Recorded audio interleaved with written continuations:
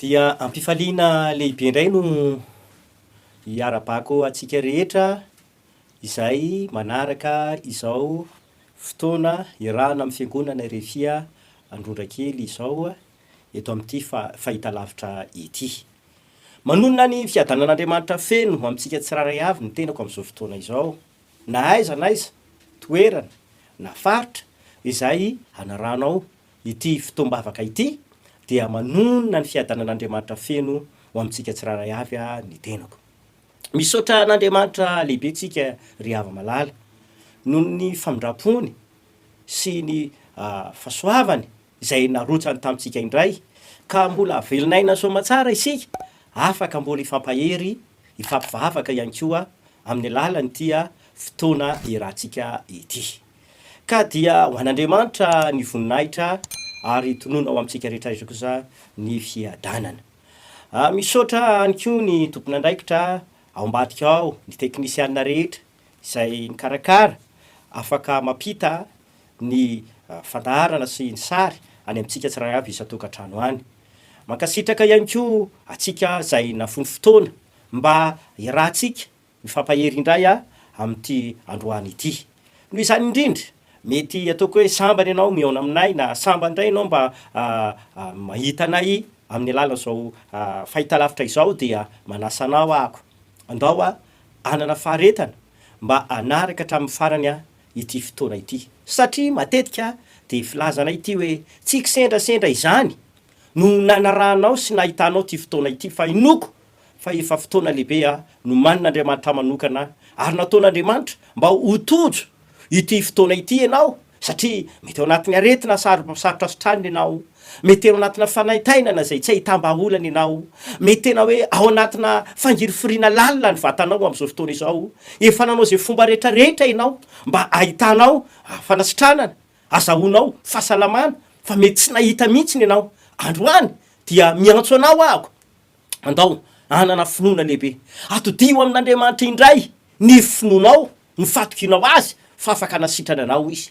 Ianao ihany koa izay mety ao anatina olana, ao mandalo fotoan-tsahatra, misy zava-manahirana tsy voavahanao tsony, mety efa nitady fomba sy lalana maro ianao mba ahitanao zany eto hoe fandresena na vahaolana izany fa mety tsy nahita angambany ianao.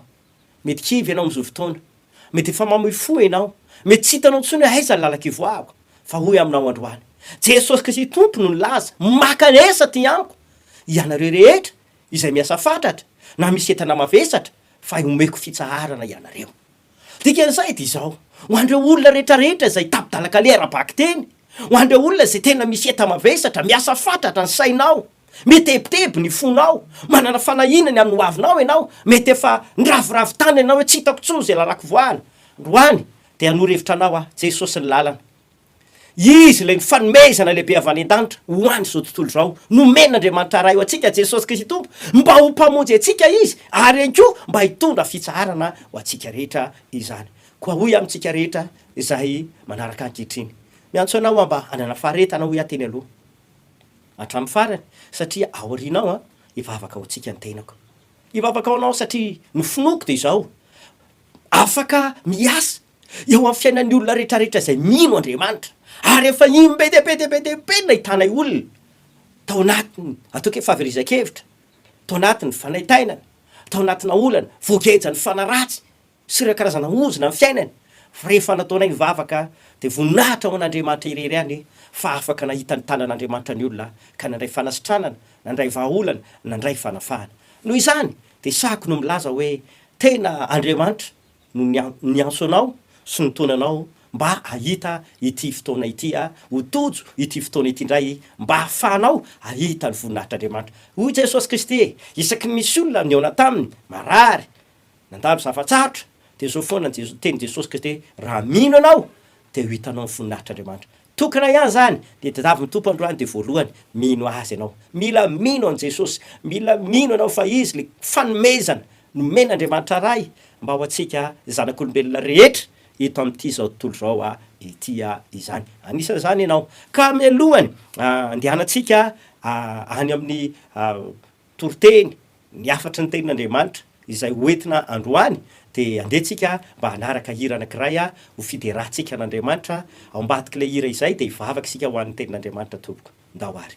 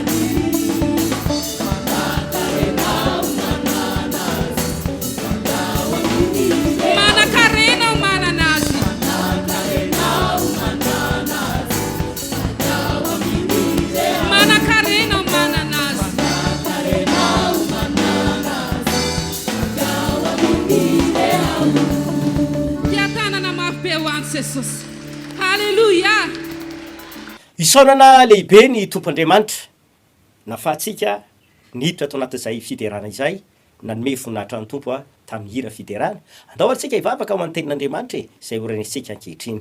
Andriamanitra rainay tsara indrindra izay ny an-danitra misotranao fa omenao ty fotoana androany ity indray izahay makasitraka ny amin'ny fisiany izao fandarana izao satria nataonao nisy izao mba ahafahanay mahafantatra ny famarinana andray ny famonjena mba ho fanavotana ho an'ny fanahy sy mba hitahina ny fiainanay. Makasitraka Andriamanitra satria ianao Jesosy tompo no niteny fa zaho avy mba hanana olona fiainana sady hanana olona fiainana be deaibe. Araka ny tenin'Andriamanitra ihany koa manao hoe angataka mba ombina so salama amin'ny zavatra rehetra taky ny any ambinana ny fananareo ihany natao salama ny ara-pananay de natao ambinina ihany koa ny fiainanay sotra tompo Andriamanitra raiko fa ny teninao de sady fanahy ny fiainana ko ankehitriny tompo mitenena aminay ianao vonona ihany ny teninao zahay ary za mpanomponao ihany koa de manaky hiteny arak'izay efa voahomanao ho an'ny olona rehetra amin'ny anarany ray sy ny zanaka ary ny fanamasina no ametrahako ty fotoana ty hoe am-pelantanan'Andriamanitra ary hitahina ny tenin'Andriamanitra indray sotra tompo amen. Amaky tenin'Andriamanitra iray isika de omeko antsika indray ny lohahevitra izay mba akatsika ny fampianarana amin'ity an'ity izany ao amin'ny faminaniana Isaia toko 7:50 ao amin'ny andiny voalohany sy ny faharoa. Isaia toko 7:50 andiny voalohany sy ny faharoa. Zao no vaky le teny ao amin'ny anaran'i Jesosy ny amakiko azy. Indro ny tanan'i Jehova tsy fohy fa mahavonjy ary ny sofiny tsy ladalovana fa mare fa ny elokareo ny hevitra mampisaraka anareo amin'Andriamanitrareo ary ny fahotanareo no mampiafina ny tavany aminareo ka dia tsy miaino izy.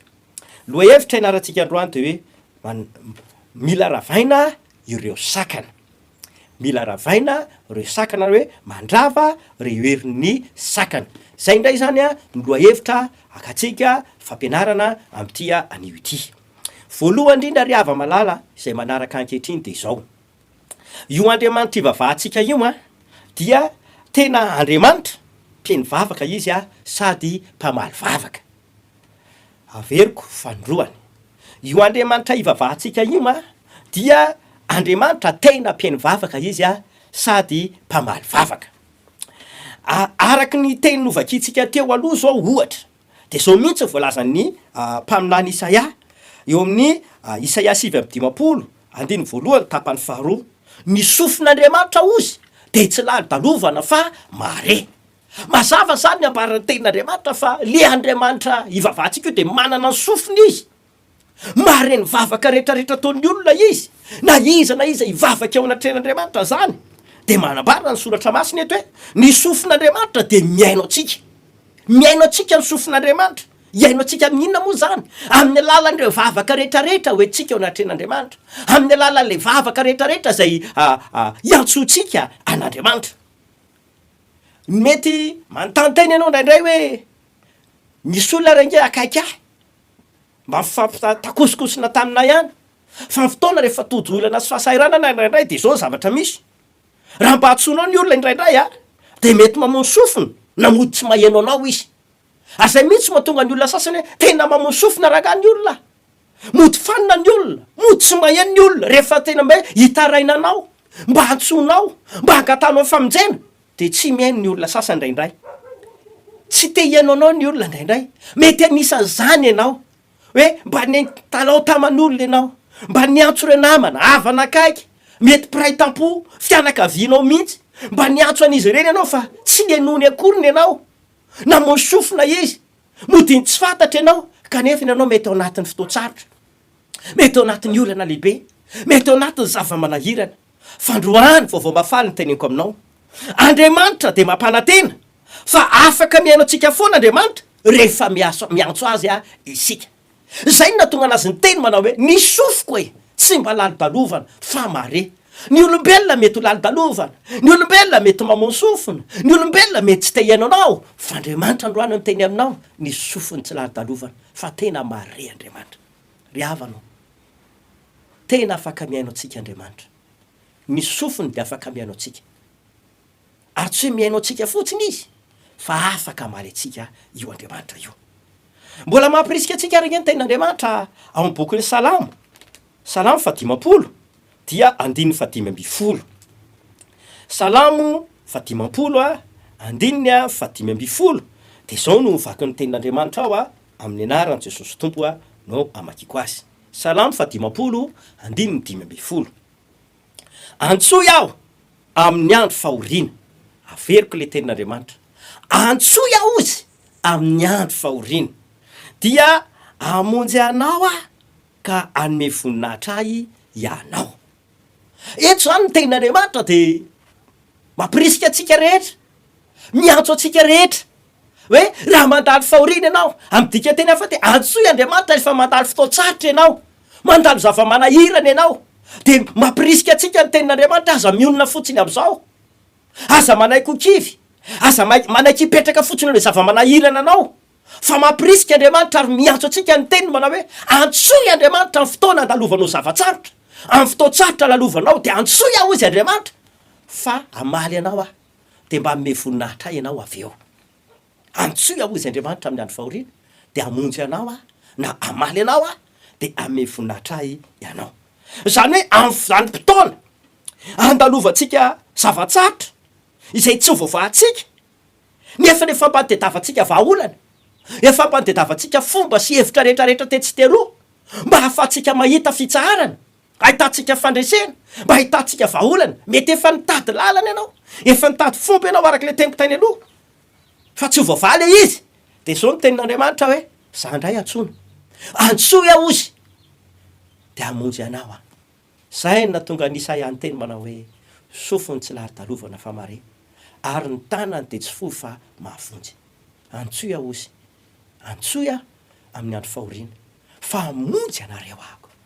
Ry havana zay miaino ity fandarana ity fotoam-pivahana ity afatry ny tenin'Andriamanitra ity, andaotsika hiantso an'Andriamanitra androany, antsoy izy, mampirisika atsika ny soratra masina hoe antsoy Andriamanitra, andao tena tsy salasala, andao tena anapa-kevitra mihitsy na iza isika, aza mipetraka fotsiny hoe sao de mba taloha ihany ary Andriamanitra no mihaino vavaka, sao mba taloha ihany ary Andriamanitra no mamaly vavaka, farany Baiboly no jerevantsika de ozy ny soratra masina hoe iza Jehova tsy miova ozy, ary mbola miteny koa Hebreo 13:9 hoe Jesosy Kristy ngeny tsy miova omaly sy anio ary mandrakizay, raha tenin'Andriamanitra anankiroa zany de samy laza, tsy miova Andriamanitra ray, tsy miova ihany koa Jesosy Kristy, mbola tsy miova ihany koa ny fanamasina, ary tsy miova Andriamanitra, fa zay asa nataon'Andriamanitra taloha, zay fiainana nataon'Andriamanitra tany aloha, zay fanaon'Andriamanitra tany aloha de mbola tsy miova zany, fa mbola vitan'Andriamanitra zany mandrakandroany. Ny olombelona mety miovaova, fa raha Andriamanitra de mbola tsy miova ry andro ry hava-malalo, mbola tsy miova Andriamanitra, raha tam'izany izy no miteny fa antsoy ahako de amonjy anareo, ame voninahitra anareo avy eo, de mbola afaka manan-kery zany mandrak-ankehitriny, mbola afaka tena inotsika afaka ho tanteraky zany mandrak-ankehitriny. Izy le Andriamanitra tsy miova, izy le Andriamanitra mbola afaka manao zavatra lehibe, mbola Andriamanitra miaino atsika izy, ary afaka mamonjy atsika ao anatin'ny zavatra rehetrarehetra izay manahirana antsika. Fanontaniana apetrako aminao de ity, tena mino ve anao fa misy Andriamanitra? Tena mino ve anao fa miaino anao Andriamanitra? Raha mino anao fa misy Andriamanitra, ary raha mino anao fa tena miaino anao Andriamanitra, de zao no zavatra lehibe aprisihako anao sy aparisako anao, aoka ino ianao fa afaka hamaly anao izy, raha mino ny fisiny ianao, ary raha mino anao fa miaino Andriamanitra satria ny sofiny tsy ladalovana fa mare, de afaka mbola tokony ino zany ianao fa afaka namaly anao izy. Ny olombelona mety tsy afaka namaly anao, tsy afaka namonjy anao, tsy afaka name vahaolanao anao, na tsy afaka name fafampo anao teo amin'le zavatra rehetrarehetra zay mety nanahirana anao na nanakejy ny fiainanao. Tsy tokony kivinao satria zay ny olona, ny olombelona mety afaka mivadika ny olona, ny olombelona no afaka mety miodina aminao ny olona, satria raha am'izao fiaina zao ndraindray de be deabe ny olona ny teny ny olona ko ary ty tsy voavahako ny olona koa ary ty tena mitovy amin'ny anao any ny anara mety mafimafy noho ny anao sy ny olona sasany ndraindray, fa ianao io zay ao anatin'ny olana saribahana, ianao io zay ao anatin'ny famatorana tena tsy hitanao tsony hoe zany tany ale, mbola androany averiko aminao ty teny ty efa niteneo tamin'ny fandarana tany aloha hoe Jesosy Kristy efa niteny fa raha izy no anafaka anao, raha izy ny amonjy anao de tsy maintsy afaka ianao ary tsy maintsy voavonjy ianao.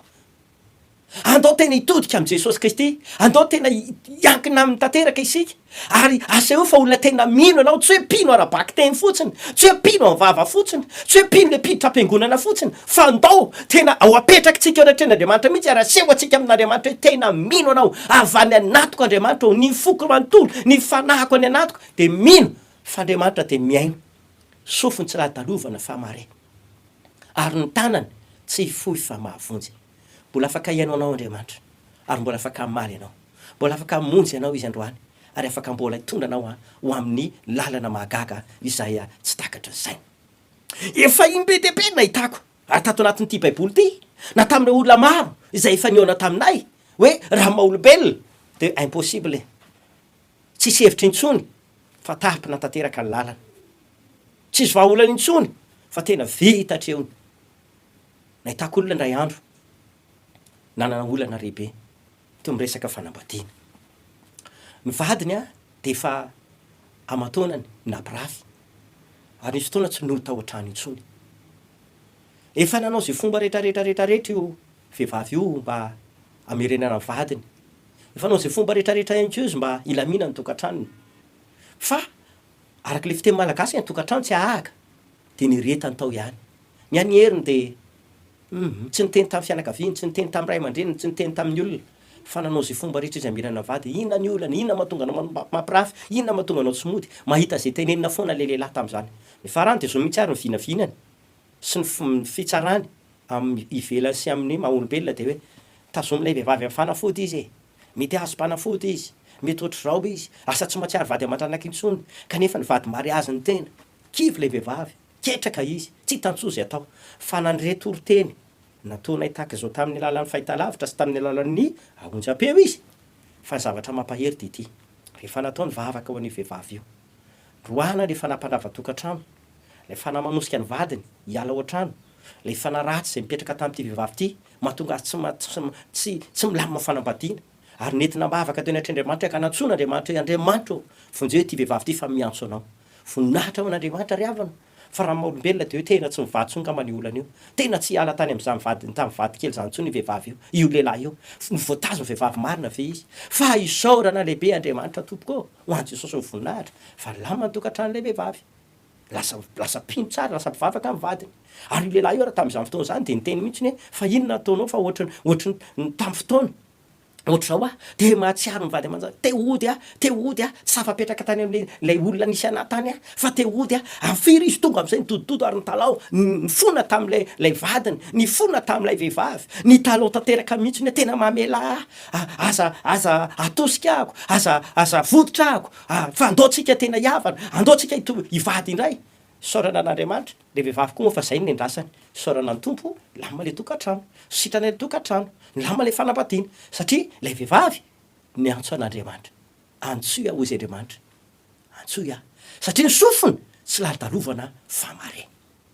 Mety ao anatina olana tahaka izany koa ianao zay manaraka io ankehitriny, mety mandalo zava-tsarotra ianao zay tsy hitanao aiza ny lalaka ivoahana, mbola misy vahaolana lehibe ho anao ao amin'i Jesosy Kristy.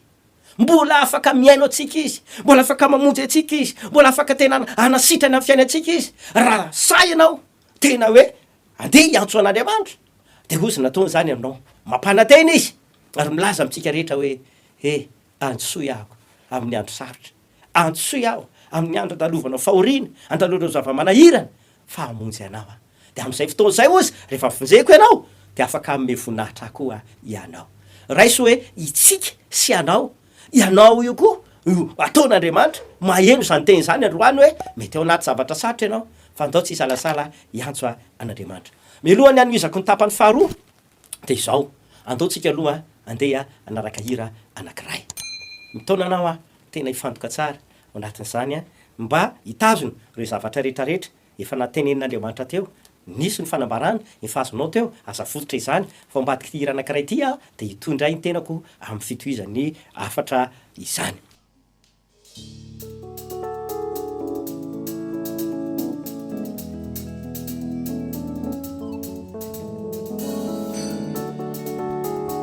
Samia mandray valopy isika rehetra de amin'ny herinandroany averinao le valopy entinao mandray anjara raky bebe.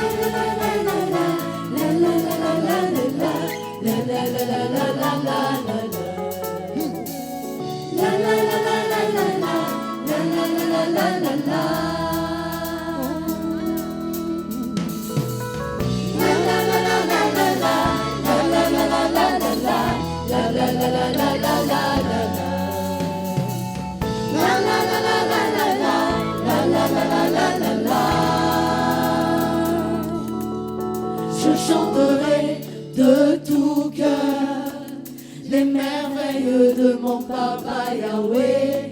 Il m'a ôté des ténèbres, il m'a délivré de tout péché. Je je chanterai de tout cœur les merveilles de mon papa Yahweh.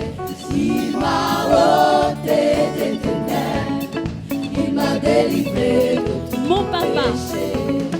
Mon papa est fidèle, il ne m'abandonne jamais. Je n'ai plus rien à craindre, car Yahweh Je suis dans la joie. je suis dans la joie, une joie immense. Je suis dans l'allégresse, car Yahweh m'a dit. Je suis dans la joie. Je suis dans la joie, une joie immense. Je suis dans l'allégresse, car Yahweh m'a livré. La la la la la la la la la la la la la la la la la la la la. Je chanterai. Je chanterai de tout cœur les merveilles de mon papa Yahweh. Il m'a ôté des ténèbres, il m'a délivré de tout péché. Mon papa. Mon papa est fidèle, il ne m'abandonne jamais. Je n'ai plus rien à craindre, car Yahweh m'a livré. Je suis dans la joie. Je suis dans la joie, une joie immense. Je suis dans l'allégresse, car Yahweh m'a livré. Je suis dans la joie. Je suis dans la joie, une joie immense. Je suis dans l'allégresse, Je suis dans la joie. je suis dans la joie, une joie immense. Je suis dans l'allégresse, car Yahweh m'a Je suis dans la joie. Je suis dans la joie, une joie immense. Je suis dans l'allégresse, car Yahweh La m'a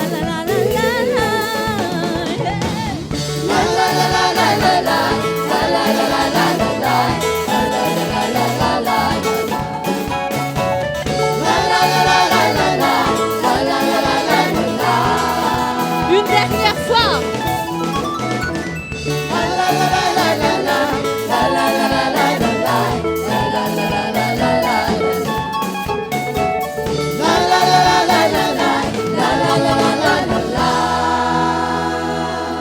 Te-atana mafitsika ho an'i Jesosy rery.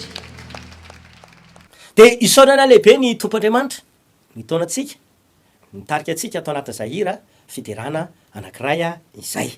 Amin'izao fotoana izao dia itoy amin'ny afatra izay fanambarako teo aloha ny tenako.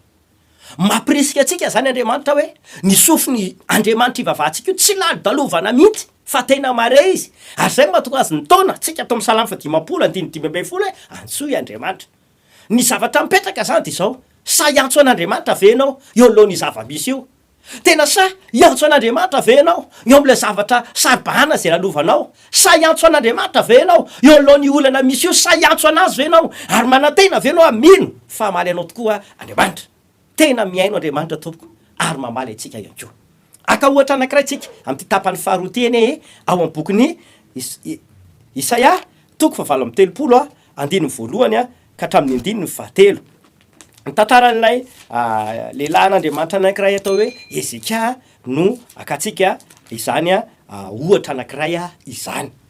Ohatra ny amin'ireo olona tena samy antso an'Andriamanitra, tsy nanaiky ny tranga misy, tsy nanaiky ny feoeno, tsy nanaiky ny fanapahan-kevitra Andriamanitra mihitsy angara marimarina kokoa raha zay no lazaina. Fa tena sa izy niantso, niankina tamin'Andriamanitra satria izy mino fa mivavaka zay hoentiny ho enatren'Andriamanitra tenon'Andriamanitra ireny ary valian'Andriamanitra ihany koa izany. Zany ny zavatra niseho sy nitranga tamin'ny andron'ny Ezeka, ilay nahazo afatra avy amin'ny mpaminany lehibe atao hoe Isaia.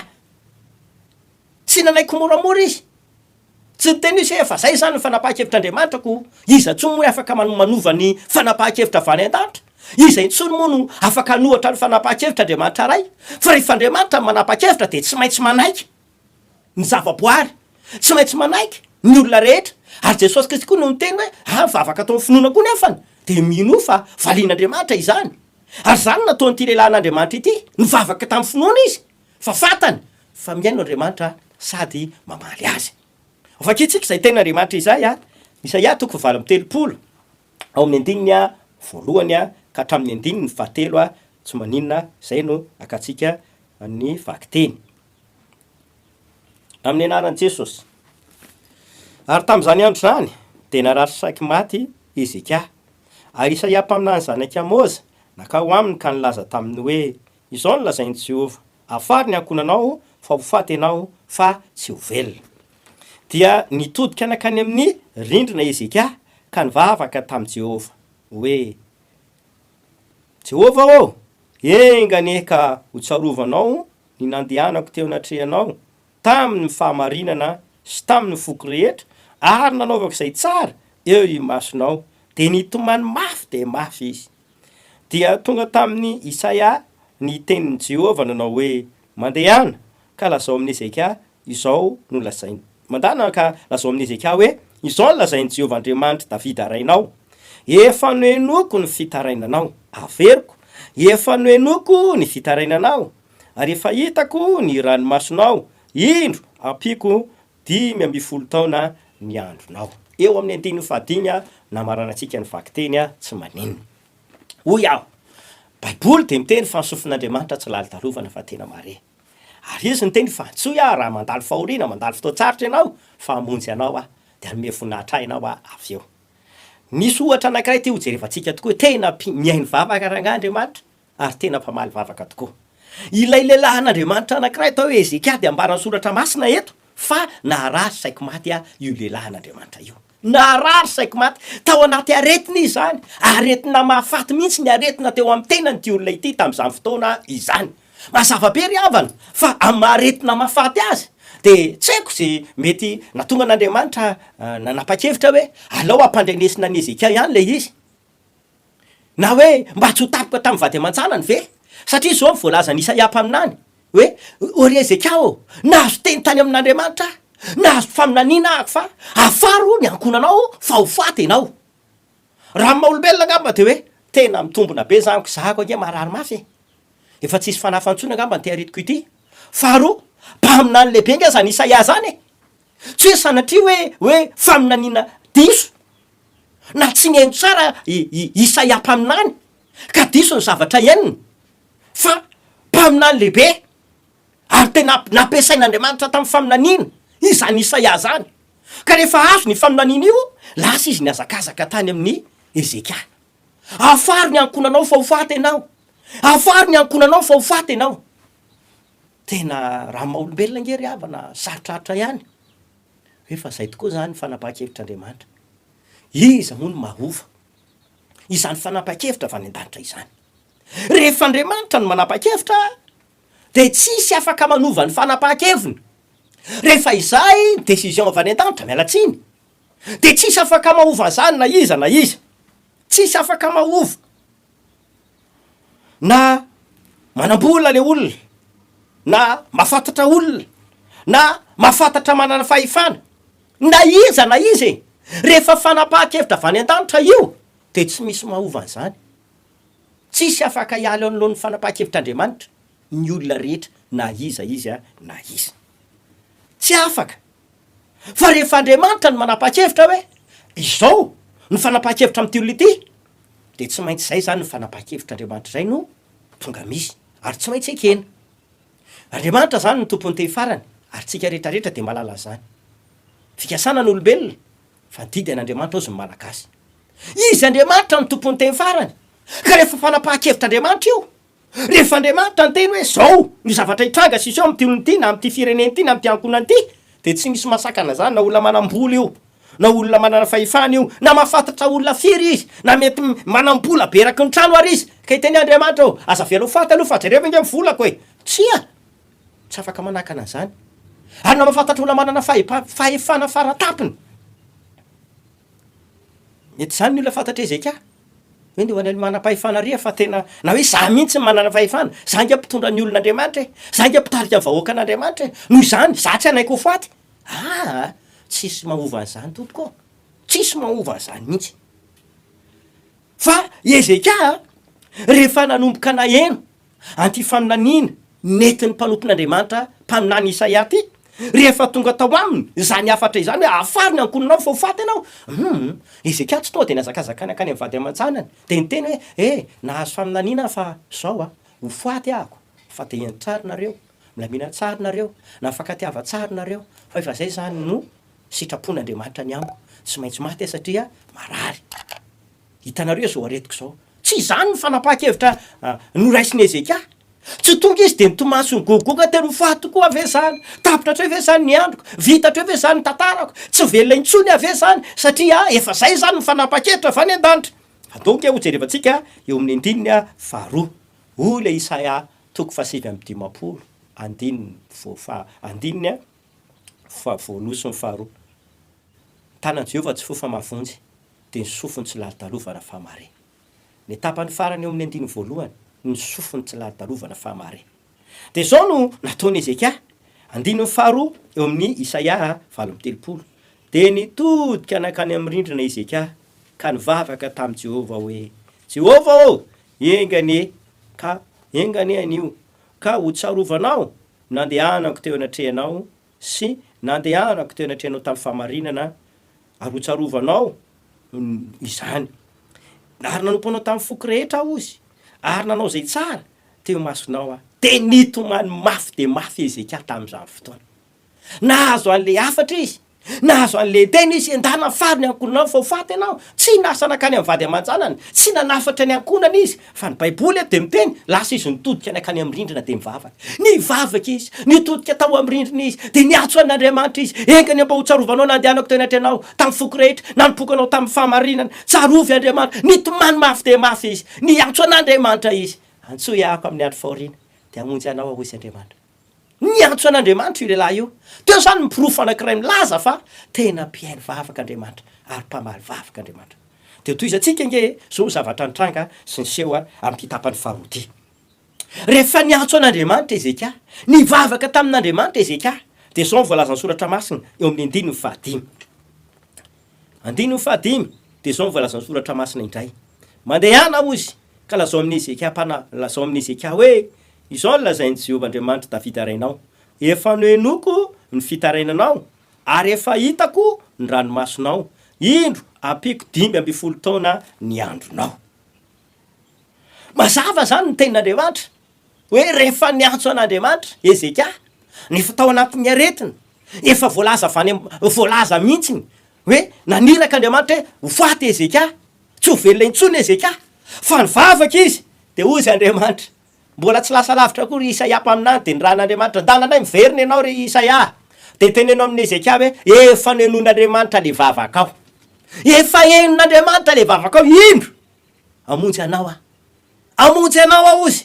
De ny zavatra nampahery be teto de hoe indro sitraniko ianao, ampiko 5 taona indray ny andro iainanao. Eo amin'ny andininy fahaenina moa izy de milaza mihitsiny hoe sady amonjy anao sy ty tanàna ity amin'ny tanan'ny mpanjakany Asiria. Zany hoe tanteraka zany le tenin'Andriamanitra zay nambara salamo hoe rehefa miantso an'Andriamanitra isika ao anatin'ny fotoan-tsarotra, ao anatin'ny andro misy fahoriana, de amonjy atsika Andriamanitra, amonjy atsika izy. De tanteraka tokoa zany tamin'ny andron'ny Ezeka, sitrany izy mbola afaka velona 5 taona indray izy ary namonjy azy sy ny firenena nisy azy Andriamanitra teo amin'lohan'ny mpanjaka zay nambahory azy. Tanteraka le tenin'Andriamanitra, vonjena Ezeka, sitrana somatsara, velona somatsara izy, mamonjy Andriamanitra, mpeny vavaka Andriamanitra tompoko ary mpamaly vavaka ihany koa. Pirofo io, vavaka nataony Ezeka io. Ianao zay mihaino ankehitriny, ianao zay manaraka zao fandara zao, miantso koa, mitaonanao androany, dao tsika tena hivavaka, fa hiaino anao Andriamanitra, amaly vavaka anao Andriamanitra, amonjy anao Andriamanitra ao anatin'ny zavatratra lalovanao. Mety marary mafy ianao, mety mandalo olana mafy ianao, mety ao anaty zavatratra mafy tena tsy hovahan'olombelona ianao, mbola mitona anao tena miaino Andriamanitra ary mamaly antsika Andriamanitra. Tsy misy zavatra tsy hain'Andriamanitra atao zany, fa izy le Andriamanitra lehibe mahay ny zavatra rehetra. Izy le Andriamanitra mahagaga, porofon'izany namonjeny an'i Ezeka, nanasitrany any Ezeka, na teo am-pavahoana ny fahafatesana azy dia ny velomin'Andriamanitra ary afaka mbola ny velona ataona ny maro taty aoriana indray. Tsy miofo zany Andriamanitra zany, mbola ny atao zany mandrak'androany. Io mino fa mino anao fa Baiboly dia marina, ny Baiboly dia avy mitsindry mandrin'Andriamanitra, ny Baiboly dia tsy misy fitaka, fa zay nolazain'ny Baiboly dia tsy kobaka mbava fa zavatra tena nataon'Andriamanitra, nataon'Andriamanitra ary nitanterahany tamin'ny andron'ny Ezeka zany, nenono ny fitarainany. Fa nenoko izy mivavaka ao, reko ny vavaka ao, hitako any koa le ranomasonao, ianao izay manaraka miaino anao Andriamanitra, hita ny ranomasonao, hita ny zavatra mampitebiteby anao, hita ny fijalianao eo, hita ny zavatra tena hoe fangiriforiana lalovanao eo, ary iaino anao izy androany dia hamonjy anao any koa satria tsy miofo Andriamanitra. Milohany hidirantsika amin'ny tapany fahatelo indray dia andaontsika aloha mbola anaraka hira anankiray. Anaraka hira anankiray tsika dia ao anatin'ny fotoana anarantsika ny hira anankiray ity dia tiako ianao tena ino satria ao ambadika sao izao dia hitoy aho amin'ny fandahan'ny fitohizan'ny teny dia hivavaka ao antsika ao aorianan'izay.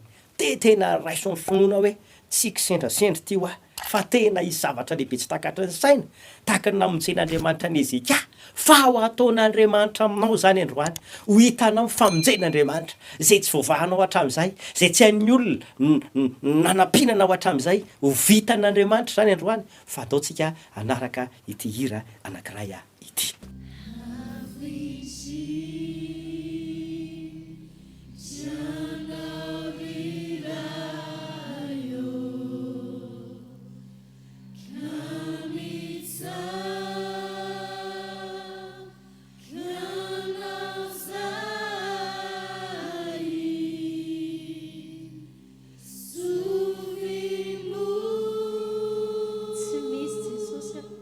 Tsy misy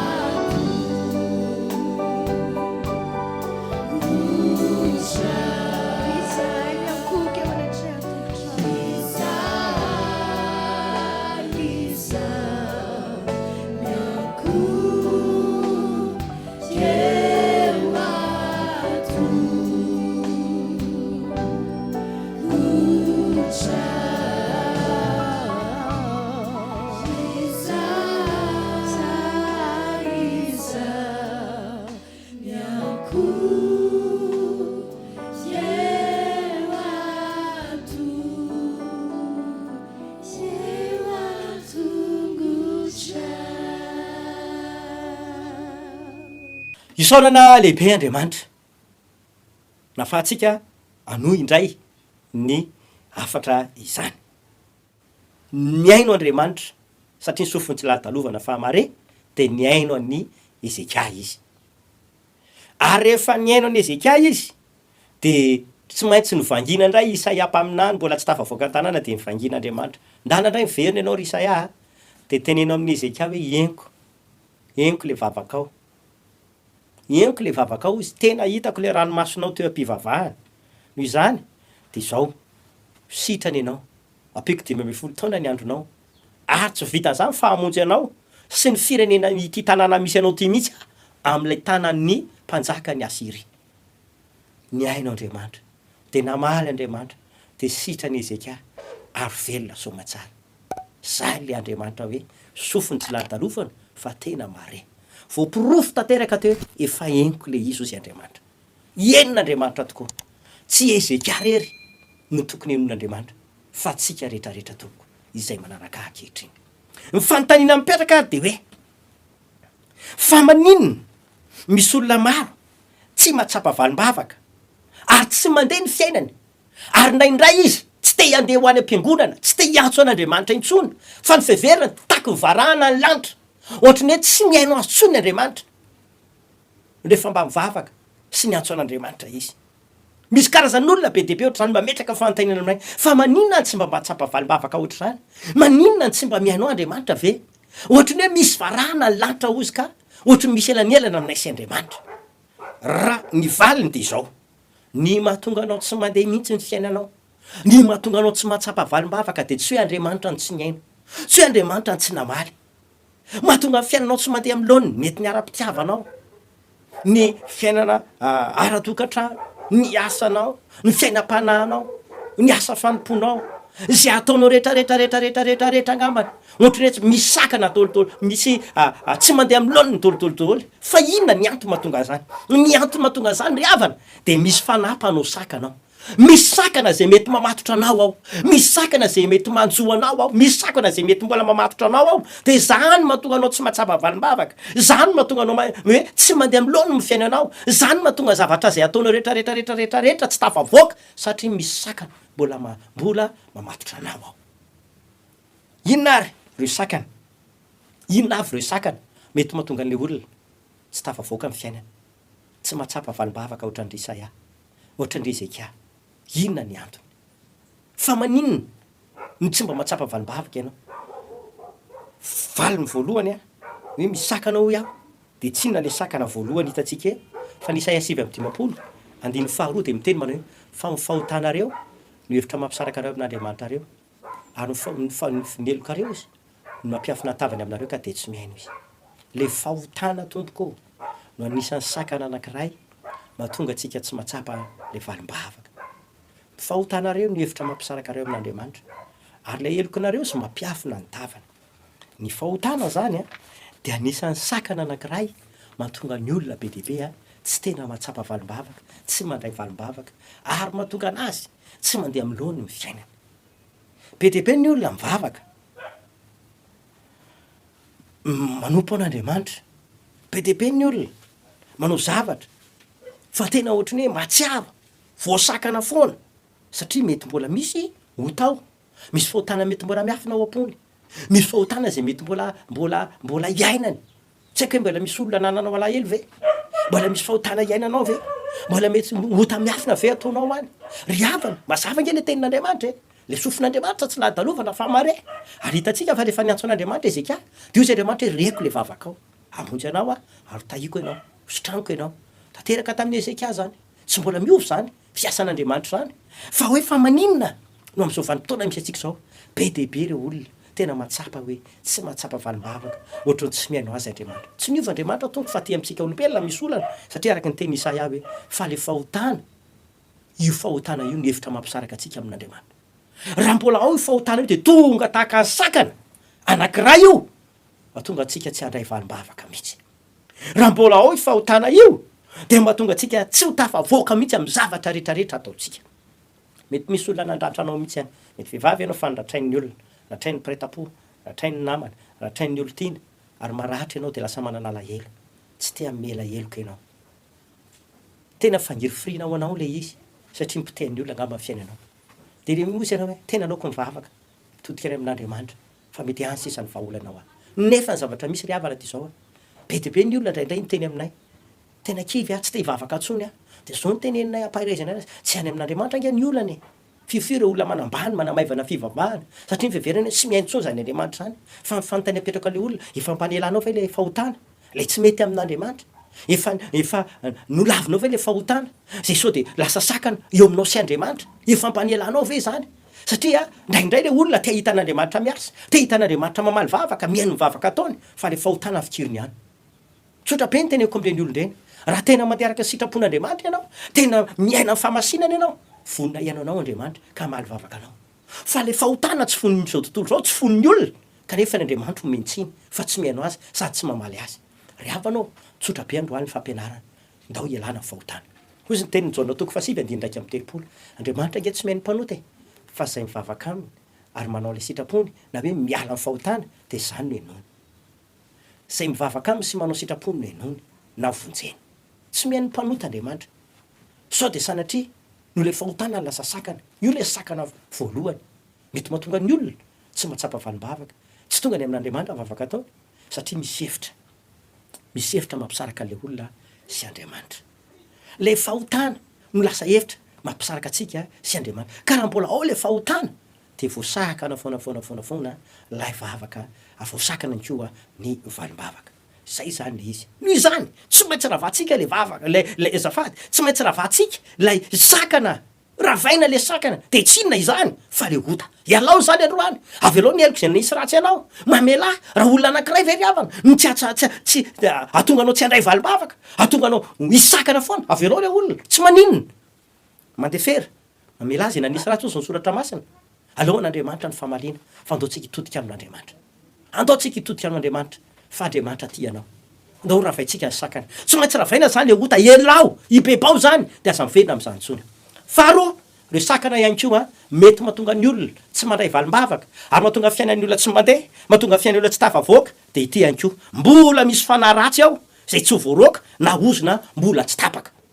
Ity dia anisan'ny hery anankiray ihany koa mahatonga olona be be mety efa kristianina efa tena mpivavaka efa nandrain'i Jesosy mihitsy ianao efa nanaiky an'i Jesosy nitompy ambonjy ny fiainanao manokana mety efa tena lavinao tanteraka tsy hainao tsontsontsony ny fahotana fa ity faharoa ity mety mbola ho anao ohatra satria be dia be ny olona miteny rehefa lasa piny sy mpivavaka nge dia efa tapaka ny oziny fa tsisy de volo mipetraka tsony fa ity fanahy ratsy ity dia anisan'ny toko hoe manana spécialité fanaovana sakana mihitsy manana traikefa manao sakana ny devoly na ny fanaratsy ka raha mbola raha misy an'ity fanaratsy sy voaroko ty eo aminao na mbola misy ozona fiainao le ozona mpanao sakana tsy tapaka le izy dia anana olana fa dia voasakana ianao anaty vavaka voasakana valim-bavaka voasakana eo amin'ny fiainana voasakana ara-pitiavana voasakana any amin'ny asa voasakana amin'izay atao mety efa nianatra be anao tenanao zay fomba rehetrarehetra fa rehefa tonga fotoana hiasana dia voasakana tsy tafavoaka mihitsy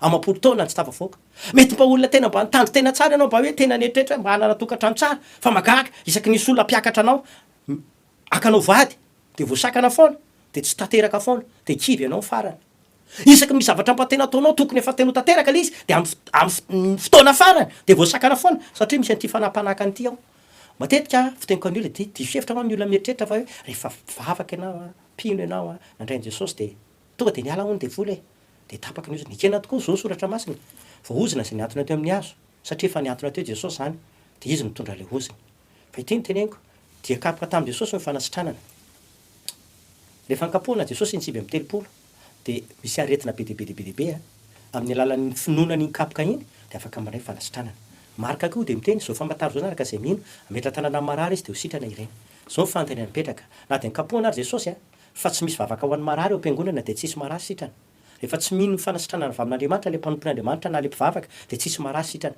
efa nikapohana Jesosy fa raha tsy atao mivavaka amin'ny marary dia tsy sitrana amin'ny marary na dia nentin'i Jesosy Kristy ary ny ozona toy ny azo fijaliana fa raha ohatra ka tsy nataontsika le fanafody fanasitrana fanapahana le ozona de mbola io foana ny ozona ratsy ny roantsika ny fanaratsy de mbola io foana ny fanaratsy nomena fahefantsika androka le fanaratsy fa rehefa tsy netsentsika ny fahefana de anao ny ataony eo any ny fanaratsy araka le afatra neto tetondray andro hoe tany an-danitra range noroany izy amin'ny apokalypty 12 nisy ady tany an-danitra Mikaela sy ny anjely niady tamin'le dragona de le dragona koa mba nanohatra niady tany an-danitra ary zany de ahoana moa zany neveratsika hoe ratsy voaroaka zany le fanampanao sakana na tsy tapaka le ozona manao sakana zay mbola inaratsika aorianao de zavatra itranga de ity voasakana eo foanafoana ny fiainan'ny olona voasakana foanafoana zay ataony zay le fotsiny ty ohatra ity ohatra any amin'ny Daniela 10 ohatra zao manomboka 17 fa 12 sy ny 13 azafady Daniela 10 andino fa 12 sy ny 13 ary izy tamiko aza matahotra Daniela fa hatramin'ilay andro voalohany nampiasanao ny fonao ahalala sy hampahory ny tenanao teo anatr'Andriamanitra ao de reko ny teninao ary noho ny teninao de avy aho fa ilay andrinan'ny fanjakan'ny Persia de nanohatra ahy 120 andro fa indro kosa Mikaela anankiray amin'ireo andrina lehibe no tonga anampy ahy dia izaho ihany no sisa nijanona teo anatrany mpanjakan'ny Persia teny zao de nahitantsika tantara Daniela Daniela de teneniko amintsika fa Baiboly milaza fa intelo isan'andro izy no mivavaka intelo isan'andro zany hoe olona tena olombavaka zany Daniela zany fa nagaga de ity nisy vanimpotoana anankiray izy mivavaka na indrindraiky amby 20 andro nampahory tena mihitsy zao soratra masina fa tsy mety voaray amin'ny valiny tsy mety tonga teo am-pelatana ny valiny fa ity ny Baiboly de miteny eto ny soratra masina hoe ry Daniela zay mihitsy ny teny le anjely zay ny raha nampaitona valibavaka tamin'ny andro voalohany vao nivavahanao ny entsonao sy ny tenenanao teo anatren'Andriamanitra ane de fa nen'Andriamanitra ndran'Andriamanitra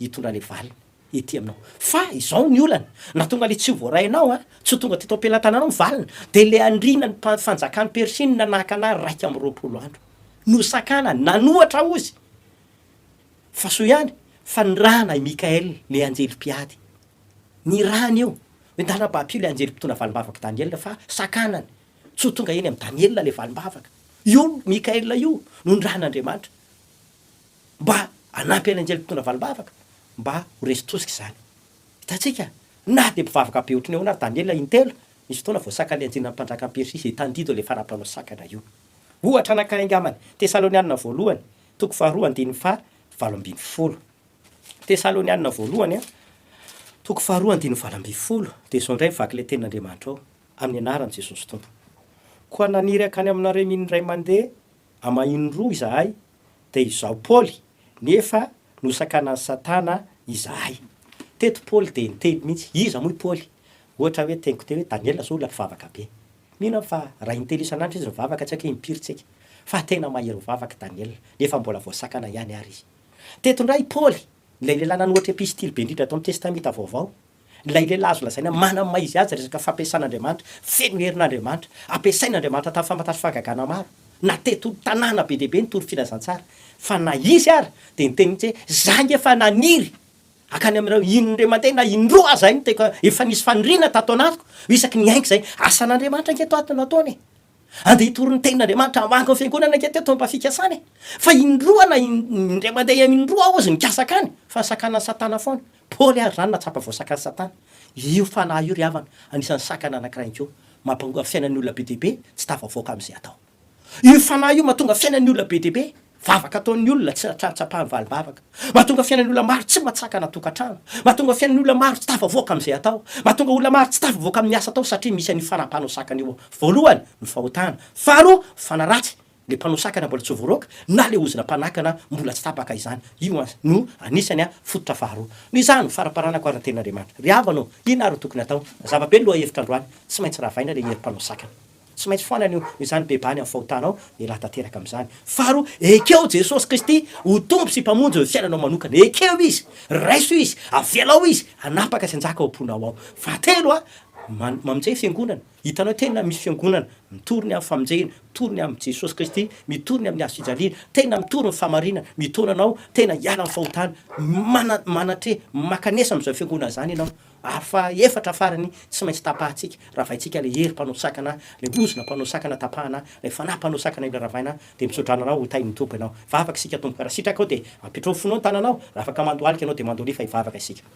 Andriamanitra raiko misotranao amin'ny anaran'i Jesosy ny am'ireo olona izay nataonao nahita ty fandarana ity mamindra fo amin'izy ireo, ao reo anatin'ny olana, ao reo anatin'ny aretina, ao reo matsapa voasakana na mivavaka, ny valimbavaka, voasakana fampony, voasakana fiainam-pitiavana, voasakana ny asany, voasakana fidiram-bolany, voasakana amin'izay atao na fianarana. Mamindra fo amin'izy ireny Andriamanitra ianao. Amin'ny anaran'i Jesosy anak'Andriamanitra velona, mamindra fo amin'ireo olona maro, na inona sakana izay manjo, mampahory, mamatotra an'izy ireo, dia foanako amin'ny anaran'i Jesosy Kristy Tompo izany. Tapahana amin'ny anaran'i Jesosy ilay herina oziny mpanao sakana, ary ireo fanaratsy manao sakana dia roako amin'ny anaran'i Jesosy anak'Andriamanitra velona. Rava herina sakana, foanako ny herina sakana, tafitany ny olona, tafavoakany ny olona amin'ny anaran'i Jesosy Kristy, ary rava sakana toy ny fiainany, dia hanokatra ny lalany ianao Andriamanitra, dia ho sitrana an'izy marary rehetra, mitsahatra ny olany, da Andriamanitra izy amin'ny anaran'i Jesosy. Amen. Dia mialohan'ny anaovako velomantsika dia ireto ny filazana. Voalohany, izy raha misy amintsika te angatavavaka na maniry eo aminay manokana dia misy numéro téléphone na laharan-tarobia ifandraisako aminao. Anankiroa izy ireo, afaka miantso anay foana ianao fotoana manahoana na manahoana, afaka mandray anao zahay, afaka mivavaka ao anao. Raha te hanatona anay mihitsy moa ianao dia afaka miantso any koa dia ho atorina ianao ny toerana ahafanay mandray ny olona. Izahay dia ao amin'ny fiangonana Refia Androndrakely. Manana fotoam-bavaka izahay isaky ny Atalata sy ny Alakamisy, dia manomboka amin'ny 12 ora ka hatramin'ny 2 ora tolakandro. Asainay manokana ianao avy na izy ianao, fa ray ny zanaka ny fanamasina dia ho antsika rehetra izy ary tsy mifidy tavan'olona. Tonga avy ianao fa misokatra ho anao izahay. Faharoa, fotoam-bavaka ataonay koa isaky ny Alahady amin'ny 9 ora, 10, 12 ary amin'ny 2 ora tolakandro fidirana fandimina. Asainay ianao avy fa misy fahasoavana lehibe, misy afatra ny tenan'Andriamanitra, misy vavaka fanafahana, misy vavaka fanasitrana amin'ny marary ao, fa na izy dia tonga ava fa tianao ny tompo. Samita ain'Andriamanitra, raha fitanana tompoko.